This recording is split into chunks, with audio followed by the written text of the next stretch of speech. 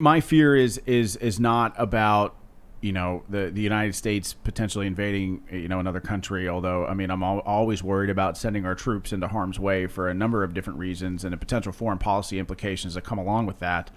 I am very, very worried about the CCP, the Chinese Communist Party. Definitely. I'm very, very concerned. Taiwan. If they go in on Taiwan, what's America going to do? Well, okay. Joe Biden will do nothing. Well, I said, if you end up seeing a Biden presidency, mark my words, I think, and this is just what I know of China and how they operate, and I've been watching them for the last 10 years of my life. I think you'll see China go quiet, and then I think you'll see them invade Taiwan. And then that'll be one of the soon. Yes. And so, but look, the Chinese Communist Party has infiltrated every level of our government. Yep. And that is not Sean Parnell on Tim Pool and a conspiracy theory.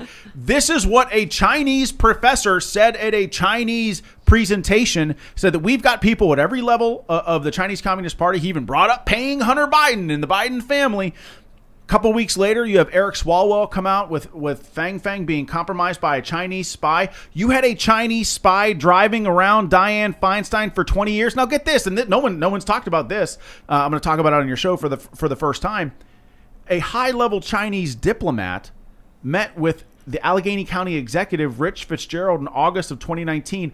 Why is a high-level Chinese official, Communist Party official, meeting with a county executive? And you know how I found that information? On the Chinese Communist Party New York City consulate website, where they said that in this meeting, Rich Fitzgerald, the Allegheny County executive, welcomed us with open arms. We said that Wuhan and Pittsburgh are sister cities, and we When stand was this? in August of 2019, 3 months before a pandemic. Wuhan and Pittsburgh are sister cities. Yeah. What gives an Allegheny County executive the authority to make a declaration like that? Number one. Number two, how is it okay for a county executive and local Democratic officials to meet with a high-level Chinese diplomat to subvert, and by the way, this is on the CCP's website, to subvert the president's trade policy in China and foreign policy in China and stand steadfast in our friendship? Did you see this story that came out just about a week ago? Data leak exposes details of 2 million Chinese Communist Party members. I saw that, yeah. The U.S. and the U.K. have been infiltrated by members of the Communist Chinese Party, some of these biggest companies, some of them working for some of these major pharmaceutical companies. So I have to wonder, when I see something like that, when I see Fang Fang, Eric Swalwell allegedly was having relations with this woman, and she helped fundraise for his campaign. My question is, why hasn't he resigned already? Why is he on the Intel committee? Why isn't he under investigation, having every single communication ripped apart and gone through with a fine-tooth comb? And then when I see stories about this guy Fitzgerald you're mentioning now in Allegheny County, you notice this because this is your county, right? Yeah, it's part of my district. This is your where Look, you live. this is my first foray into politics. But I'm a warfighter, so I'm just starting to notice this stuff now. Think about this. Think about how many other counties, how many other 100%, districts. 100%. And then I wonder, you say, what gives him the authority? Why does he do it? Man, I wonder if all it takes is some hacker, a Chinese Communist Party member who, hacks into his account, finds his naughty folder, and then blackmails him with it. They have a meeting and they say, take a look at this image. Well, look, that's part of their playbook. But China knows the game. The Chinese Communist Party does not want for resources. Part of what they do, part of right out of the Chinese Communist Party playbook, is putting pressure on local, state, and federal officials that they think that they can get in with. And it just so happens, look, this is a Republican and Democrat problem. Now, I don't think that, you've got Dianne Feinstein and Eric Swalwell, and then you've got... I technically agree, but I actually kind of disagree with you saying it's a Republican and Democrat problem. It's bad for all of us. It's bad for all of us is what I'm saying. I'm not sure the Democrats care. Well, look, if the Democrats cared, Eric Swalwell would not be on the Intelligence Committee. Yep. If the Democrats... Joe Biden would not be president-elect or will be on January 6th or about to be. Look, this is a problem. This is a problem that deserves the attention of every power broker in this country, in the private sector, and every head of every government agency needs to be focused on this now. Too many people are in on the take, man. Look. It is not hyperbolic to say that Joe Biden is likely compromised by communist Chinese interests. He flew his son on government property, Air Force On Two, Air Force Two. to China for a $1.5 billion equity deal. Now, I thought it didn't happen. I thought the equity deal fell through, but we had China Uncensored on the show, and they said, no, actually, it did go through, just not the way people think. The negotiations were good. It worked. They got a $5 million interest-free forgivable loan. Joe Biden flew his son to China for a private deal. Joe Biden's involved. Of course, he's the big guy. He's the big guy. But even outside of accusations, right, from these emails, so we have leaked emails. Well, they're not leaked emails. We have the laptop, the emails were published. We have confirmation from Tony Bobulinski, who worked on some of these deals. Get rid of all that stuff. Just say, you know what? Okay, you're arguing with your Democrat buddy. Say, forget it all. It is not in dispute that Joe Biden took Air Force Two to fly his son to China for private equity deals. Joe Biden used government resources to enrich his family. That is a fact, not in dispute by anybody. And now this guy's on track to become president. Look, it's concerning, and I would say about Allegheny County executives, local county executives. It's not uncommon for them to meet with diplomats and welcome them to their cities. But I would say, why are you meeting with our number one geopolitical foe, probably the greatest human rights abuser on the planet? They put people in concentration camps. Their number one goal is to become the lone superpower, overtaking the United States of America. Does this not deserve questions from maybe somebody in the media? I used to always be like, why were they so nice to the Nazis in 1930? Why was Hitler man of the year? Why did Germany? Yeah, why did they host the Olympics? Why was Germany such the love child of the world in the early days when maybe their human rights abuses weren't public knowledge yet? Peace in our time. Remember that? Who said that? Neville Chamberlain? Neville Chamberlain said that. So after his appeasement that was Michael of Hitler? Mouse who brought that up on the show, right? Yeah. The saying, peace in our time, was when Neville Chamberlain talked to Hitler, and they were like, he comes back and goes, don't worry, he says he won't attack us. Yeah, they gave him and then they did. A piece of Czechoslovakia or something. I don't know. Neville Chamberlain gave him a big piece of land. It was like, he's not going to invade anymore, guys. Yep. The Sudeten land, I don't remember. Yeah. The idea that China is our friend, that is being... You're hearing this in the news from many in the Democrat Party, is one of the greatest fallacies of our time. They are not our friend. They do not want to be. They want to overtake our country. They do not want to cooperate with us. Like, look. It's very, very, very concerning. And I'm telling you, every leader in our country needs to focus on this right now. But clearly, people like Swalwell either don't care or like it. I don't think he intentionally took a spy under his wing. He'd resign if he cared. Well, now, yeah, I know. And so I think if there was Feinstein. enough of a public outcry, he would resign. I don't know if it's that they don't care, or is that they're just ignorant to the goals, the foreign policy goals of China, or maybe they don't understand. Well, let me tell you something. When I worked for ABC News Univision's joint venture Fusion, I worked in the ABC News building. I worked in the Univision building. I worked for Vice. What people think, they think that individuals get bribed to do things.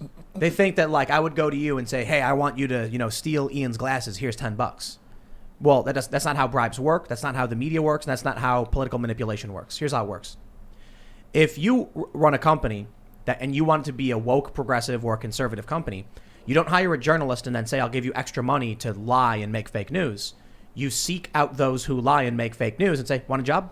And they say, yes, I do. Here's your salary. Do whatever you want because I already know what you do. Eric Swalwell got help with his political career from Fangfang. The Chinese Communist Party finds feckless, ignorant morons and then says, make them win. How can we make them win? Why do we have feckless, ignorant morons in our government? Because we are a government of, by, and for the people. Because and that it's a means popularity vote? Because anybody can run. So what they'll do now is they'll exploit that system in any legal possible way they can, or even illegal. Like we have the 1,000 Talents program. These professors are getting huge stacks of cash from China, and they're getting arrested for it because it's illegal, or they're lying to the government about the money they're getting. China's willing to break the rules, and they're willing to do whatever it takes to exploit our system. And Fangfang, the spy who is helping Eric Swalwell get elected, that's basically the point. Swalwell probably wouldn't even be in office. I don't know, maybe not. Maybe he would have. That's fine. But either way, he should have resigned the moment the story broke. The moment he had to hit a briefing and the FBI came in and said, you were propped up by Chinese spies, even if it were me, I'd walk out and be like, I'm out. I resign. Straight up. Or at least take him off the intelligence committee so that he doesn't have access to our country's most sensitive secrets. Yeah, that too. Yep. I mean, but I don't think the Democrats care. Remember Steve King?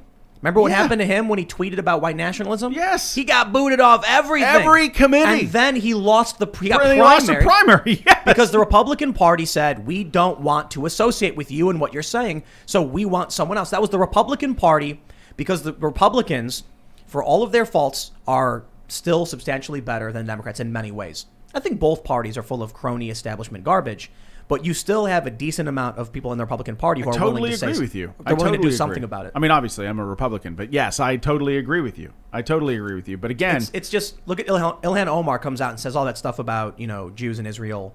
That was like, the way I described it was Ilhan Omar was crop dusting anti-Semitism. You know what crop dusting is? The plane comes down and gets real close to the ground but doesn't touch it.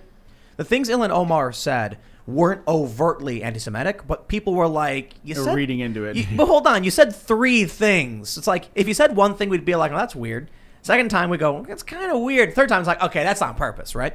But all that happened was Nancy Pelosi said, we want to condemn all bigotry. And no penalties, no censure, no punishment. Just, we condemn bigotry. Have a nice day, everybody. Steve King tweets once, and they kick him out of the party. He's gone. He loses. Yeah. Bye-bye. I know. And so Democrats don't do it. And Eric Swalwell still sits on the Intelligence Committee, even though he was compromised for years by a Chinese spy. It's funny. There was a meme where they were like, the Chinese Communist Party is sending beautiful young women to basically like get in bed, literally, with up-and-coming stars, politicians, personalities. And so now it's like, if you are, what did someone say? They say, if you're a 2 and she's a 10, you probably should. You got to ask some questions there. She's probably a spy. Yeah. She's probably a spy. It's a honeypot, yeah. Something's not right. Huh? Can we get Swalwell out of the committee? Impeach him. The only way he gets removed from the committee is Nancy Pelosi removes him from the committee. You know what, man? Have you seen what's going on with the force the vote thing on the progressive left? I have seen this, although I don't know enough about it to discuss it in any depth. I have seen it. I read a little bit about it just today. This is why I think, I'll tell you another reason why I don't like the Democrats. After everything we've just explained about, kicking people out of the party and booting them off, their committees, you have Ocasio-Cortez and the progressive Democrats in the Democratic Party. Because the Republicans gained so many seats, they now have the leverage to force a vote on basically anything they want. I think they're within 5 votes of the majority, right? Like, it's like the House is very, very. Yeah, I think the Democrats have a 6 or 7 seat majority right now. Which means if the progressives went to Nancy Pelosi and said, unless you give us a floor vote on these issues, we will not vote for you for speaker. In which case, the Republicans could gain control to a certain degree. They're still the minority part. Oh, for sure. So you have Jimmy Dore, he's progressive, but he's populist, and I think he's a good dude. And he said, you were elected to do this. Do it now. They won't do it. They won't challenge Nancy Pelosi. Nancy Pelosi, in her weakest position yet, wants to be reelected speaker, and they have the leverage to say no to her, and they won't do it. They won't. No, because look, say what you will about Nancy Pelosi, but she's shrewd. She's a ruthless politician. She knows the game. She's been in Washington for a long time.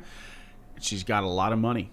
She's got a lot of money in her super PAC, and she can single-handedly funnel millions of dollars, which happened in my race, by the way. She funneled $1.2 million of dark super PAC money into PA 17 against me.